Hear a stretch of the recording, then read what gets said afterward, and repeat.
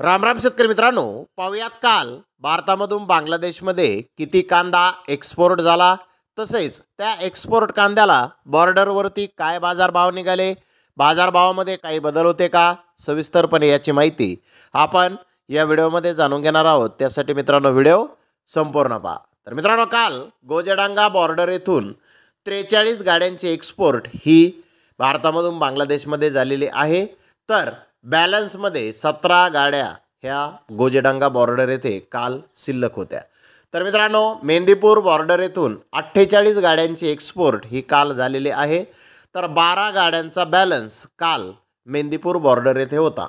अशा टोटल दोन्ही ठिकाणाहून मिळून 91 कांदा गाड्यांची एक्सपोर्ट ही काल भारतामधून बांगलादेशमध्ये झालेली आहे।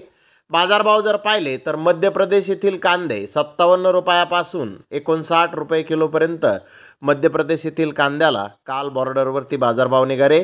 तर नाशिक जिल्ह्यातील कांदे 59 रुपयापासून 62 रुपये किलोपर्यंत काल बॉर्डरवरती विकलेले आहेत।